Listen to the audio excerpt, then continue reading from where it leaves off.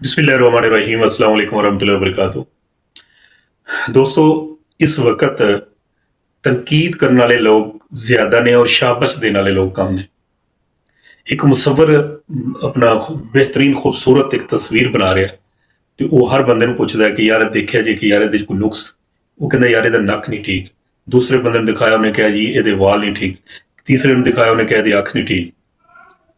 तो बड़ा परेशान होता है कि यार मैं इतनी मेहनत करके एक चीज़ बनाना, फिर ਉਹਨੂੰ ਮਿਟਾਉਣਾ, ਫਿਰ ਦੂਸਰੇ ਤੋਂ ਮਸ਼ਵਰਾ ਲੈਂਦਾ।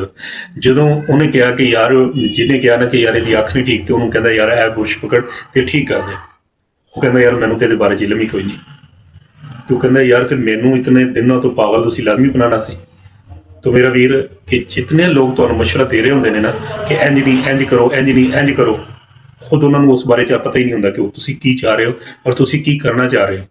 ਤੁਹਾਡੀ ਸੋਚ ਕੀ ਹੈ, ਤੁਸੀਂ ਕਿਹੜੀ ਤਸਵੀਰ ਬਣਾਉਣਾ ਚਾਹ ਰਹੇ ਹੋ, ਉਹਨੂੰ ਨਹੀਂ ਪਤਾ। ਇਸ ਵਾਸਤੇ ਆਪਣੀ ਤਸਵੀਰ ਤੁਸੀਂ ਖੁਦ ਬਣਾਉਣੀ ਹੈ, ਆਪਣੀ ਤਕਦੀਰ ਖੁਦ ਲਿਖਣੀ ਹੈ। ਤਾਂ ਆਪਣੀ ਜ਼ਾਤ ਨੂੰ ਸਾਹਮਣੇ ਰੱਖ ਕੇ ਚਲੋ। ਜੋ ਅੱਲਾ ਨੇ ਤੁਹਾਨੂੰ ਵਸਾਇਲ ਦਿੱਤੇ ਨੇ, ਜੋ ਹਾਲਾਤ ਤੁਹਾਡੇ ਨੇ, ਜਿਸ ਹਾਲਾਤ 'ਚ ਤੁਸੀਂ ਗੁਜ਼ਰੇ, ਇਹ ਲੋਕਾਂ ਨੂੰ ਨਹੀਂ ਪਤਾ।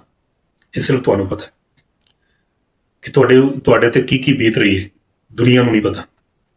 ਇਸ ਵਾਸਤੇ ਆਪਣੇ ਹਾਲਾਤ ਦੇ ਮੁਤਾਬਕ ਆਪਣੀ ਮਿਹਨਤ ਕਰੋ ਔਰ ਉਹ ਮਿਹਨਤ ਕਰੋ ਕਿ ਜਿਹਦੇ 'ਚ ਅੱਲਾ ਵੀ ਰਾਜ਼ੀ ਹੋਏ, ਅੱਲਾ ਦਾ ਰਸੂਲ ਵੀ ਰਾਜ਼ੀ ਹੋਏ, ਤੁਹਾਡੀ ਆਖਰਤ ਵੀ ਬਣੇ ਔਰ ਤੁਹਾਡੀ ਦੁਨੀਆ ਵੀ ਬਣੇ।